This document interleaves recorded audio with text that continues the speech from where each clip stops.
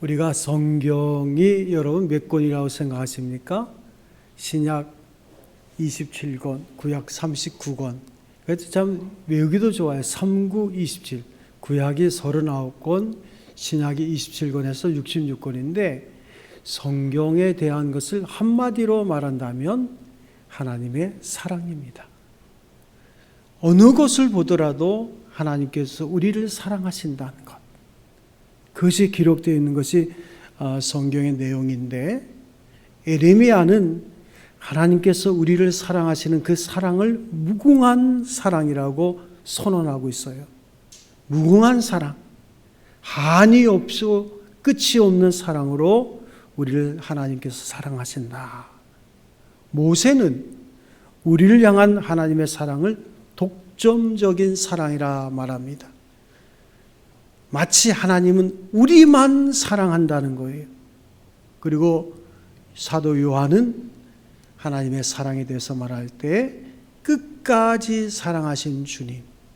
그래서 가룟 유다가 배신할 것을 알면서도 끝까지 예수님은 가룟 유다의 발을 제일 먼저 씻기면서 사랑하신 거예요.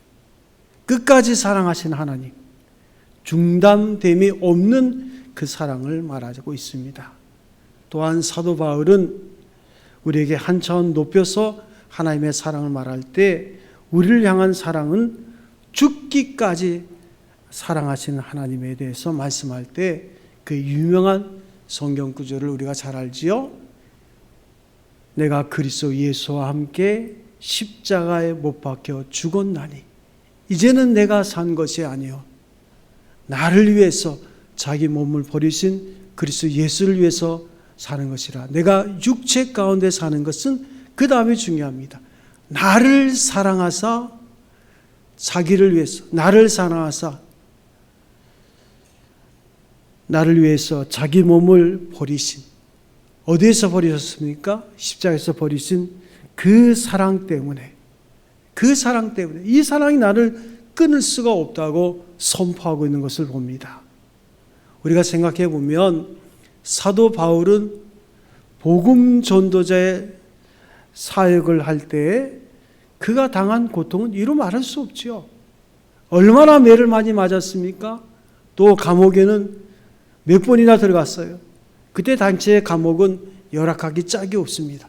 그럼에도 그 열악한 환경 속에서 하나님을 찬미하는 그 사도 바울의 모습을 봅니다.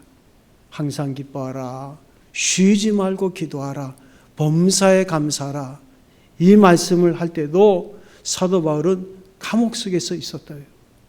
그러면 이런 어려운 환경 속에서도 이처럼 감사와 기쁨이 연속되는 그 비결은 어디 있을까? 하나님이 나를 사랑한다는 거예요. 우리 한번 생각해 보세요. 하나님은 모든 우주의 유일한 하나님이십니다. 천지 만물을 창조하신 가장 권세 있는 분인데 또 그리스도 예수는 하늘과 땅의 모든 권세를 가지신 분이고 하늘에 있는 자들이나 땅에 있는 자들, 땅 아래에 있는 자들 그 발 앞에 엎드려 영원토록 찬송해야 될 영광의 주님, 승리자신데 그분이 나를 사랑한다는 거예요. 천지 만물을 창조하신 그 광대하신 하나님, 그의 눈에 우리의 존재는 아무것도 아니죠. 그럼에도 불구하고 하나님께서 우리를 사랑하신다는 거예요. 우리가 고등학교 때 물리 시간에 그런 거 배웠잖아요. 그 천체 만환경으로 발견할 수 있는 그 별을 볼 때 뭐 해왕성, 명왕성 하는데 그 별의 거리가 얼마예요? 몇억 광년이에요. 몇억 광년. 그러니까 몇억 광년이라는 것은 빛이 1년 동안 가는 거리가 1광년이에요. 그런데 몇억 광년이에요. 이건 상상도 할 수 없는 엄청난 우주, 그 우주를 창조하신 분이 하나님이신데 그분이 나를 사랑한다는 거예요. 그래서 그 앞에 우리의 존재는 아무것도 아닌데 무궁히 사랑하신다는 것. 자기 생명을 바치면서까지 사랑하신다는 거예요. 그래서 이런 하나님의 사랑이 우리 마음에 분명히 있으면 아무리 내 마음에 무거운 근심이 쌓여 있어도 그것은 가랑이처럼 가볍게 느껴지는 거예요. 오늘 사도 바울은 로마 감옥에 갇혀 있습니다. 그 가운데서 그는 형무소의 차가운 바닥에 무릎을 꿇고 기도를 하는데 에베소 교인들을 특별히 생각하면서 그가 기도를 하는 거예요. 어떤 기도를 드렸을까? 우리 3장 17절을 같이 한번 읽어보겠습니다. 같이 읽습니다. 시작. 믿음으로 말하냐 예수 그리스도가 그들의 마음속에 거하게 하시고 그들로 하여금 사랑 가운데서 뿌리가 바뀌고 터가 굳어져서. 자, 사도 바울은 기도합니다.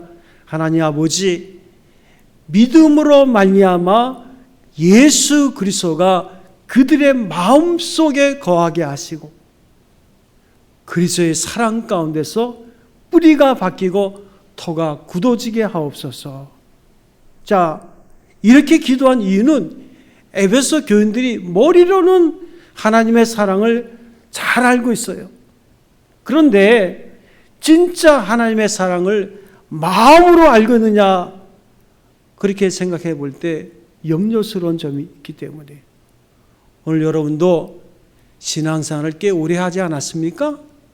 하나님이 누구신가? 그 지식적으로는 잘 알죠.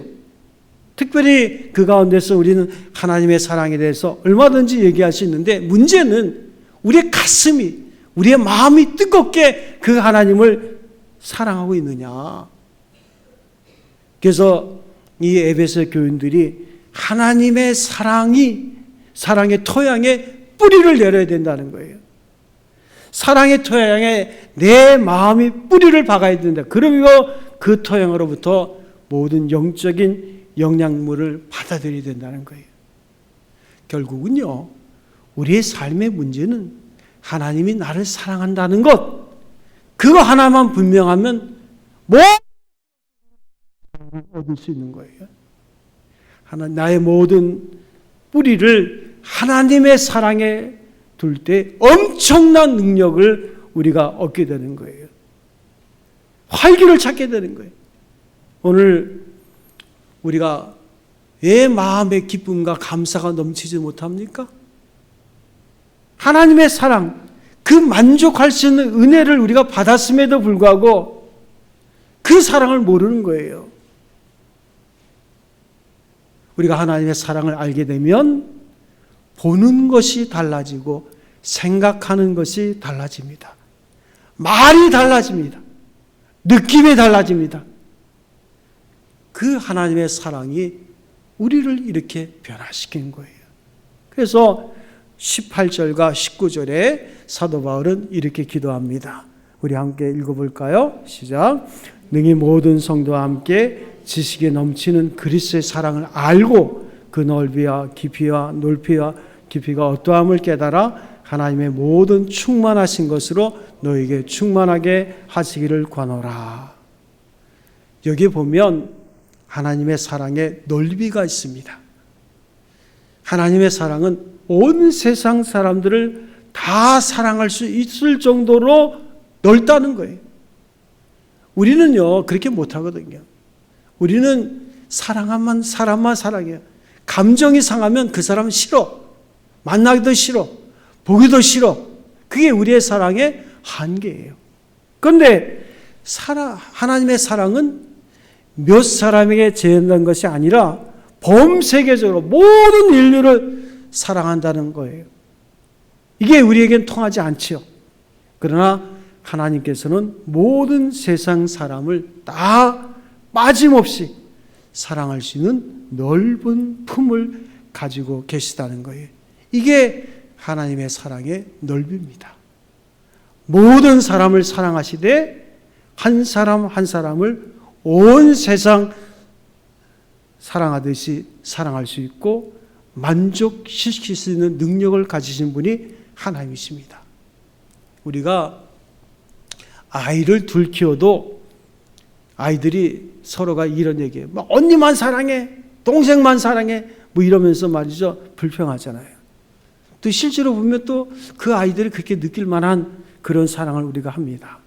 그렇지만 하나님께서는 모든 사람을 다 사랑하시지만 나만 사랑하시는 거예요.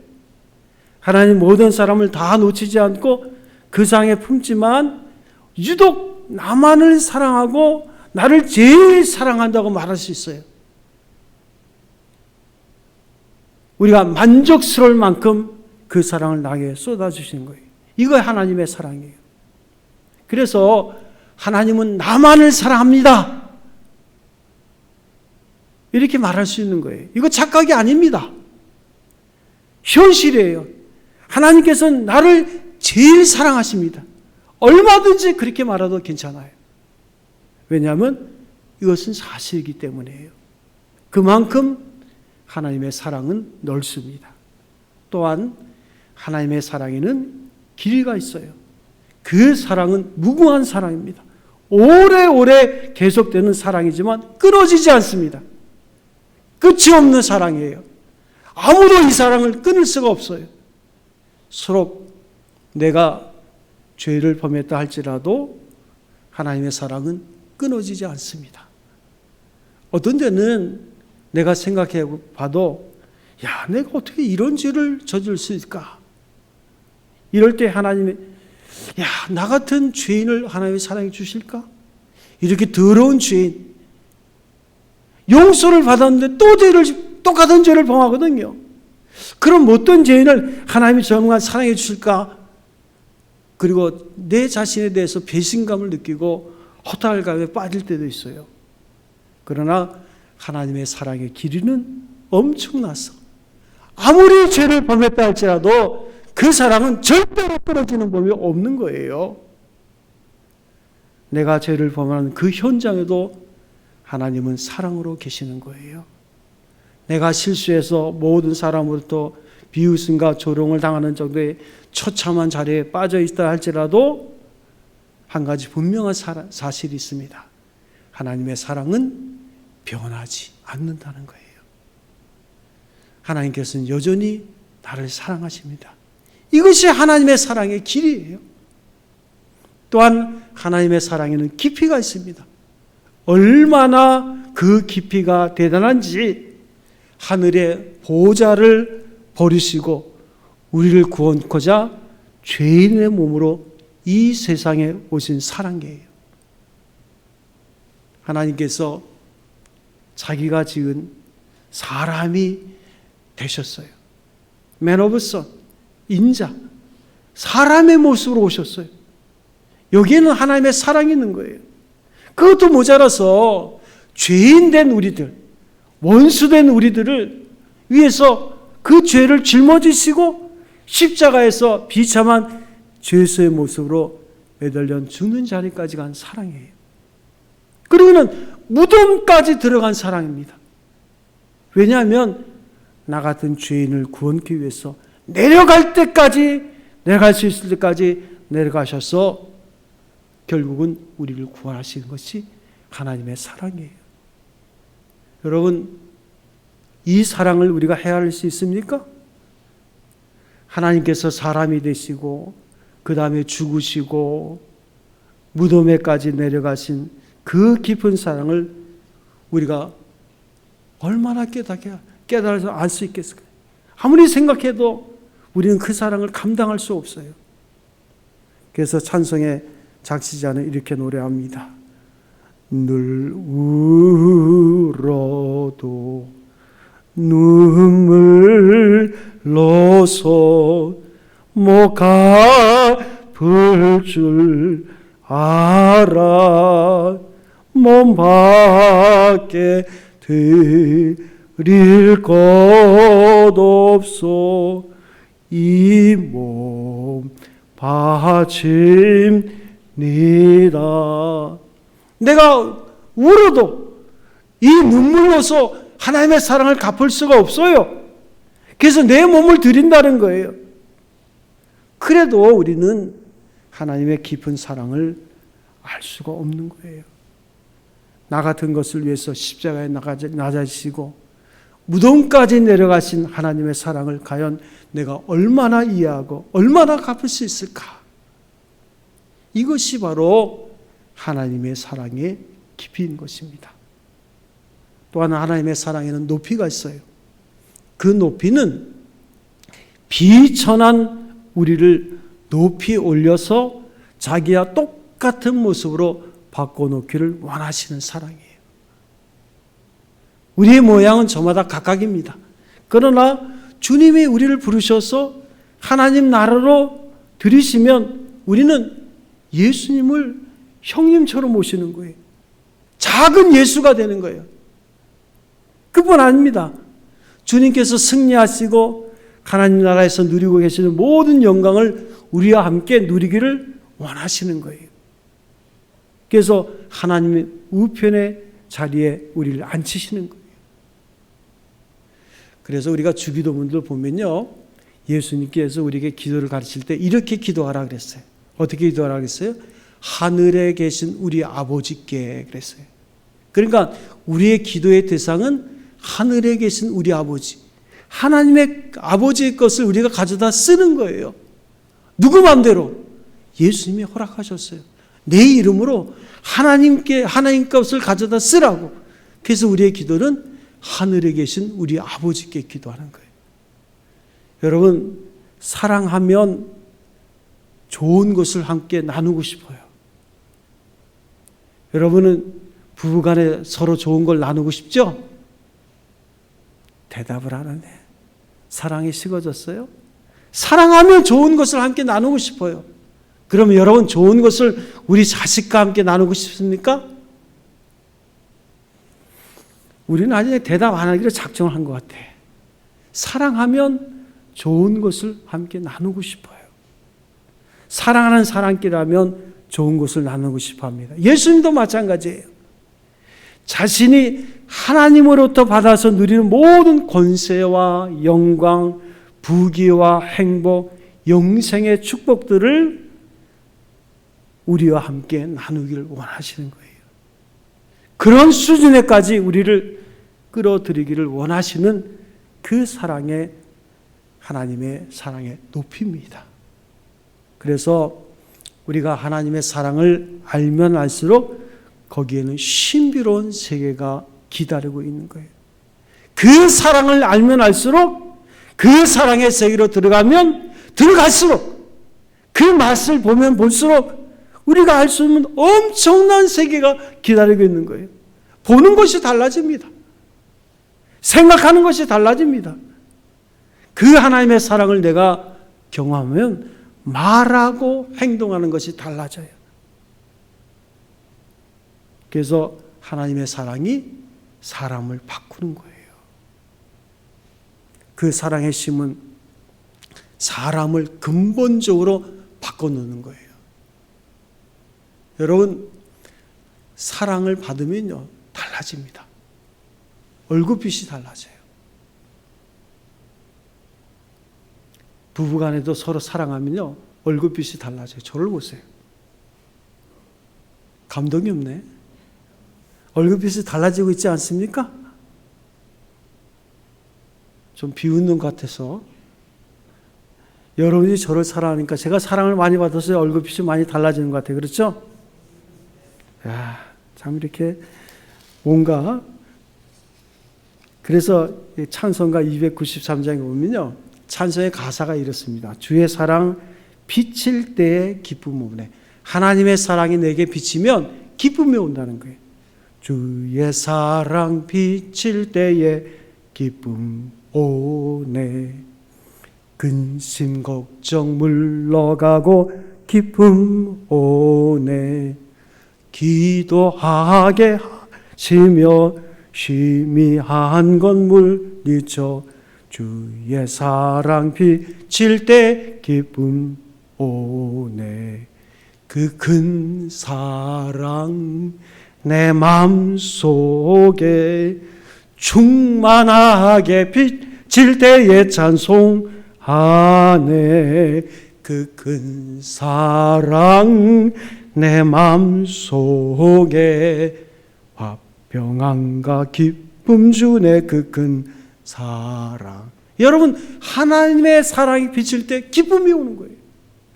감사가 오는 거예요. 오늘 말씀 그대로입니다. 화평이 그의 사랑으로부터 오는 거예요. 그래서 우리가 그리스도의 삶에서 가장 높이 도달해야 될 것 중 하나가 하나님의 사랑을 알고 이것을 체험하는 거예요. 우리가 신앙생활 하면서 성경도 읽어야 되고 기도도 많이 해야 되고 봉사도 해야 되고 이게 다 중요합니다. 그런데 가장 높은 것은 끊임없이 우리가 생각하면서 올라가야 될 정상이 있는데 그것은 하나님의 사랑을 아는 자리예요. 하나님의 사랑을 체험하는 자리예요. 그 자리를 삼으면서 우리가 기도하는 거예요.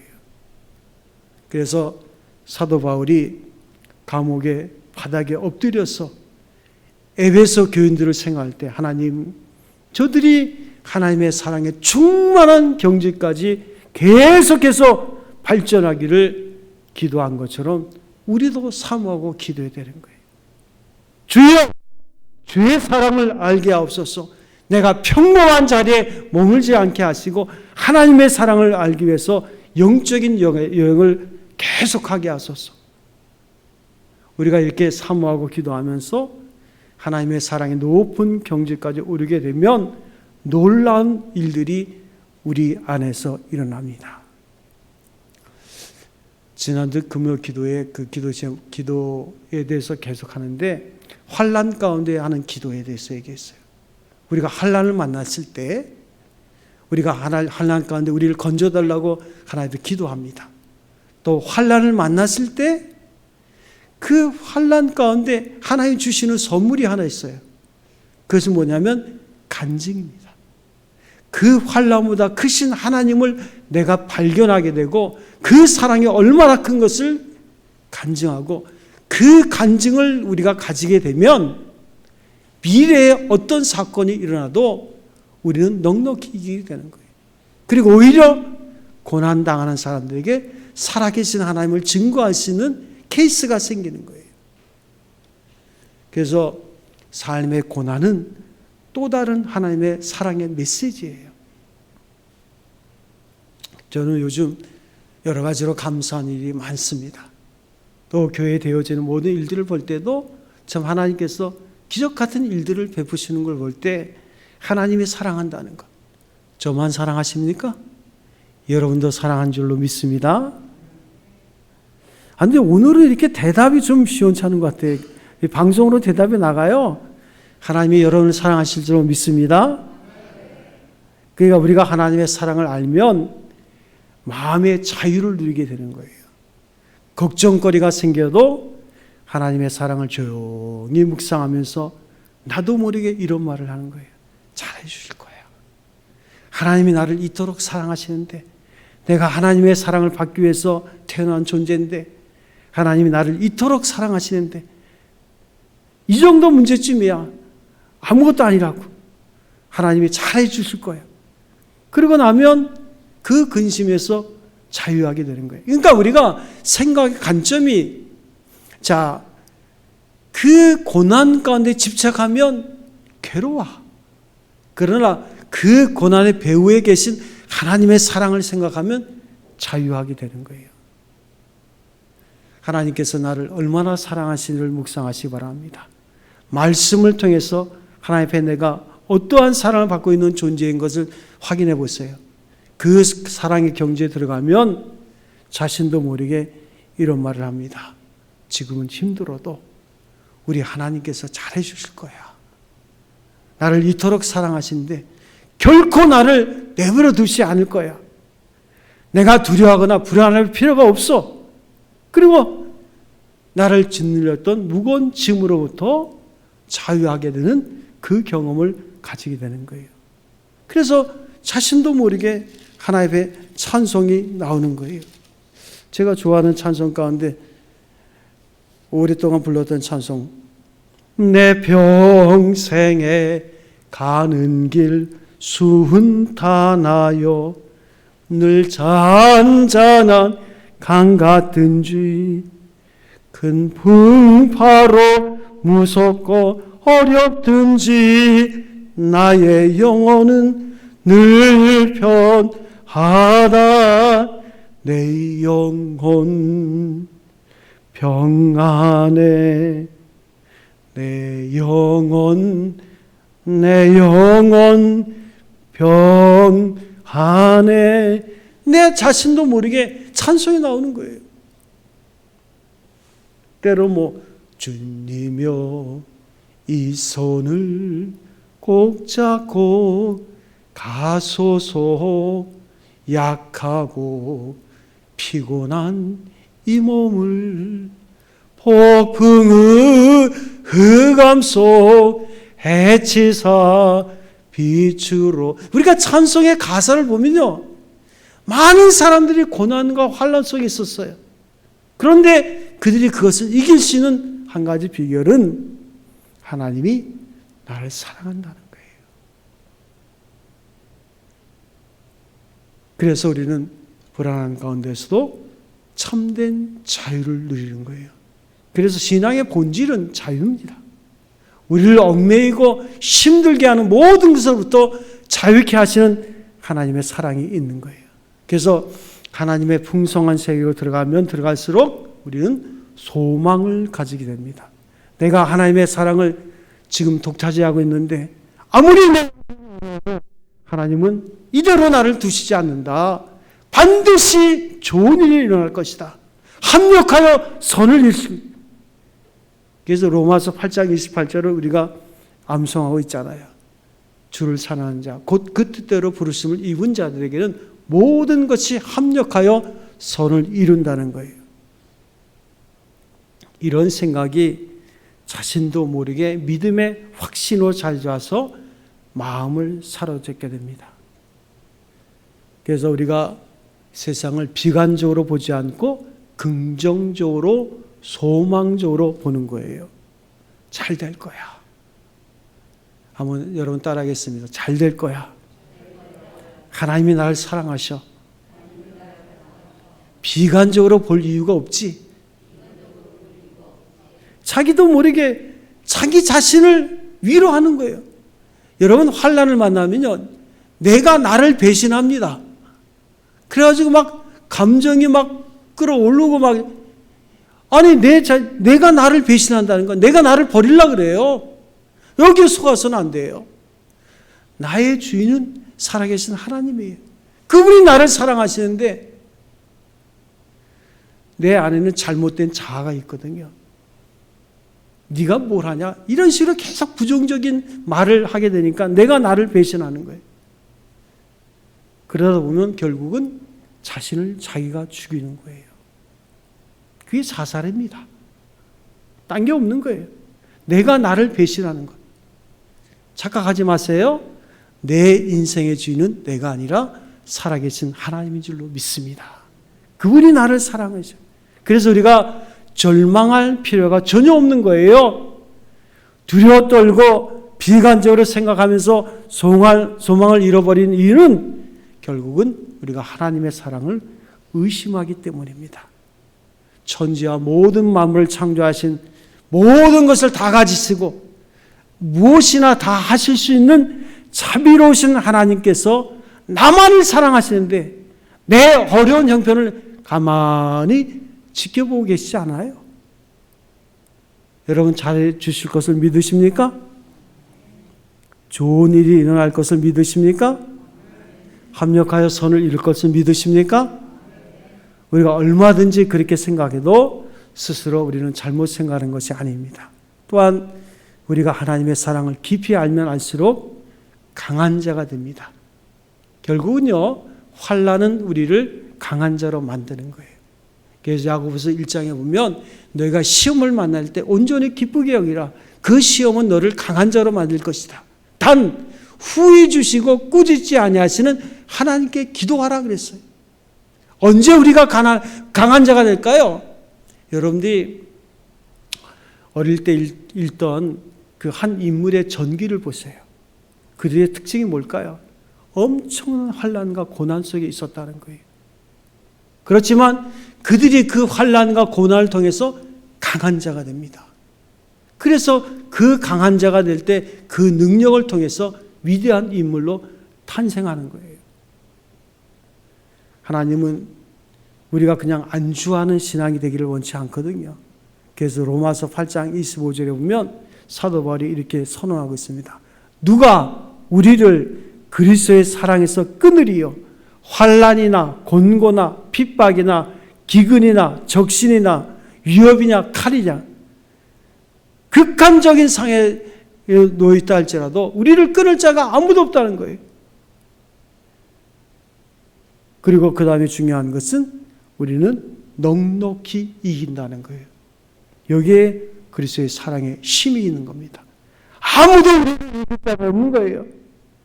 이러한 하나님의 사랑을 우리가 알고 그 사랑에 우리가 붙들리기만 하면 우리를 꺾을 자가 없는 거예요. 우리가 그래서 하나님의 사랑을 알면 알수록 또 하나 중요한 것이 있는데 기쁨이 우리에게 주어지는 거예요. 그래서 하나님이 우리를 사랑하신다는 그 사랑을 알게 되면 기분이 좋아요. 생각만 해도 신이 나는 거예요.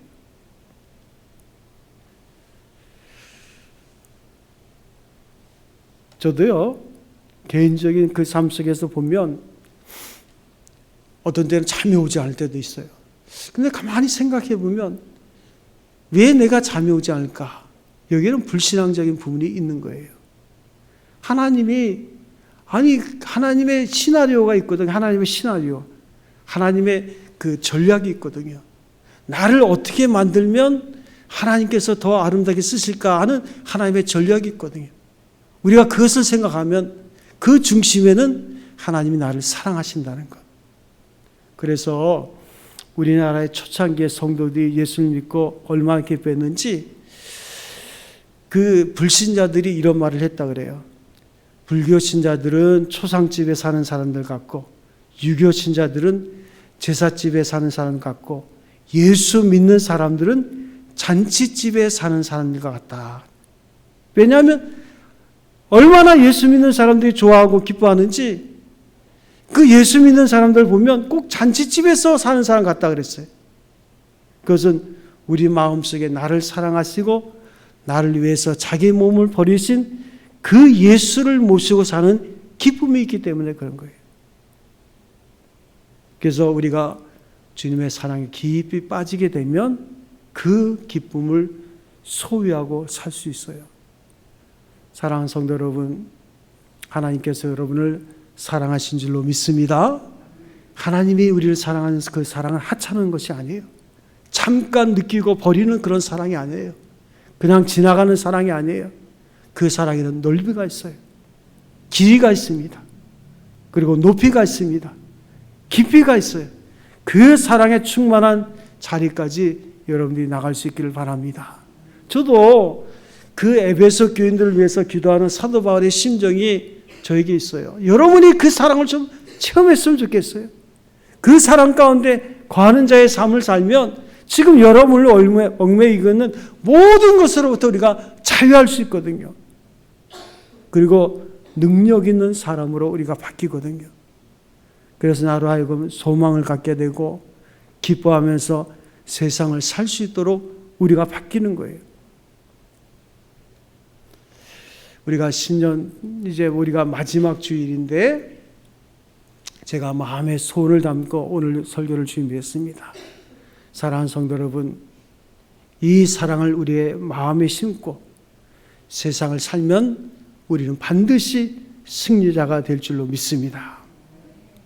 우리보다 행복한 사람이 어디 있어요?